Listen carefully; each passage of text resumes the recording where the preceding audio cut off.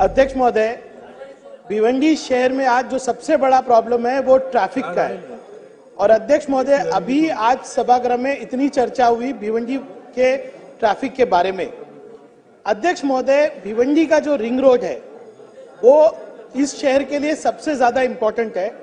मैं मंत्री महोदय का लक्ष्य चाहूंगा, ये रिंग रोड जो है भिवंडी के लिए 2014 में जो है 201 करोड़ प्राधिकरण ने पारित किया। मंत्री महोदय जी, जो उत्तर यहाँ पे आया है, मैं 5 साल से ये विषय लेता हूँ, 5 साल से यही उत्तर मिलता है। 2014 में पारित हुआ, 201 कोटी मिला।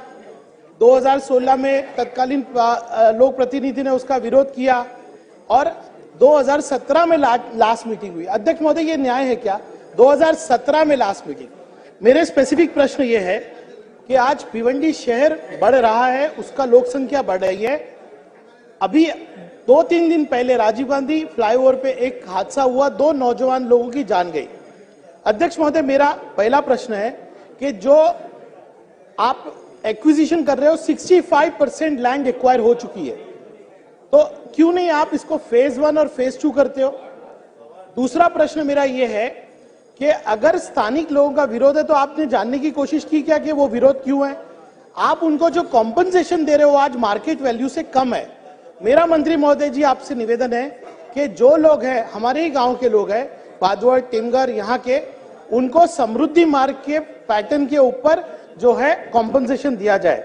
अध्यक्ष महोदय, क्या ये सरकार इमीडिएटली काम शुरू करने के लिए आप अपने दालना में मीटिंग लेंगे क्या, और इसको फेज 1 और फेज 2 में डिवाइड करके compensation policy at par with Samruddhi करेंगे क्या?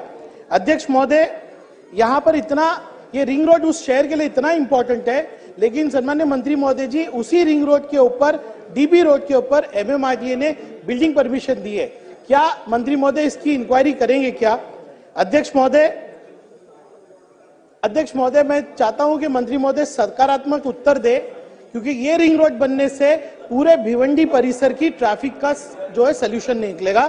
सन्मान्य मंत्री महोदय जी, आपसे उम्मीद है कि आप सकारात्मक उत्तर देंगे। अध्यक्ष महोदय, सन्मान्य सदस्य रईसभाईंनी भिवंडीच्या रिंग रोडच्या बाबतीतला जो प्रश्न मांडला, ही वस्तुस्थिती खरी आहे की याच्यामध्ये काही जागेचं हे ॲक्विजिशन झालेलं आहे, काही जागेचं ॲक्विजिशन व्हायचं आहे, आणि ज्या जागेचं ॲक्विजिशन व्हायचं आहे त्याला कडाडून विरोध तिथल्या स्थानिक लोकांचा आहे। आणि या संदर्भामध्ये मला असं वाटतं की तत्कालीन मुख्यमंत्री, विद्यमान उपमुख्यमंत्र्यांनी देखील VC द्वारे बैठक घेतलेली होती। तुम्ही सुद्धा स्वतः एक बैठक घेतलेली आहे आणि तुम्ही बैठक घेतली, त्याच्यानंतर महानगरपालिकेच्या काही अधिकाऱ्यांनी देखील बैठक घेतली। तर मला असं वाटतं की बैठक घेऊन त्याच्यामध्ये काही निष्पन्न झालेलं नाही। तिथं जाऊन अध्यक्ष महोदय त्या लोकांना कन्व्हिन्स करूनच पुढचा संपादनाचा विषय क्लिअर होईल। परंतु सन्मान्य सदस्यांनी जो मुद्दा मांडला की जी जागा ॲक्वायर झालेली आहे तो पार्ट 1 आणि ॲक्वायर झालेली नाही तो पार्ट 2 असं करून काही कॉम्बिनेशन करून काम सुरू करता येईल का, अशा पद्धतीची तपासणी मी अधिकाऱ्यांना करण्याच्या सूचना देतो आणि त्याच्यामध्ये ते जर व्हायबल होत असेल तर त्या देखील गोष्टीचा नक्की विचार केला जाईल। वो कॉम्पनसेशन मार्केट वैल्यू से कम मिल रहा है, क्यों देंगे वो जमीन? आप समृद्धि मार्ग हो या भिवंडी परिसर में जितने प्रोजेक्ट है उनके अंदर कॉम्पनसेशन अलग है, और आज हमारे भादवड़, टिमगर ये इलाके के अंदर TDR की वैल्यू 300 रुपया स्क्वायर फीट है। कॉम्पनसेशन के ऊपर क्यों कोई राजी होगा? मेरा सबसे मूल प्रश्न क्या है, क्या आप समृद्धि मार्ग के लाइन पर कॉम्पनसेशन दोगे क्या? वो कॉम्पनसेशन दीजिए, आज लोग आपको अपनी जमीन देने को तैयार है। अध्यक्ष महोदय, कॉम्पनसेशन पे क्लैरिटी होना चाहिए, और अभी मेट्रो 5 का काम चालू होने वाला है, ट्रैफिक और बढ़ने वाली है। अध्यक्ष महोदय, एक कॉन्क्रीट सोल्यूशन चाहिए। आप निर्देश दीजिए कि compensation policy at par with Samruddhi और फेज 1 फेज 2 से काम कब चालू होगा वो मुझे बताइए, और अपने दालना में इस विषय पे एक मीटिंग लीजिए। अध्यक्ष महोदय, समृद्धी महामार्गाच्या पद्धतीनं कॉम्पेन्सेशन द्यावं असं सरकारला करता येणार नाही, कारण त्या भागातला रेडी रेकनरचा रेट आणि त्याच्या पटीमध्ये आपण कॉम्पेन्सेशन देत असतो।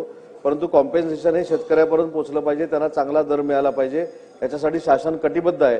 आणि म्हणून सन्माननीय सदस्यांनी जी मागणी केलेली आहे की बैठकीचं आयोजन करावं, त्या पद्धतीच्या बैठकीचं आयोजन केलं जाईल।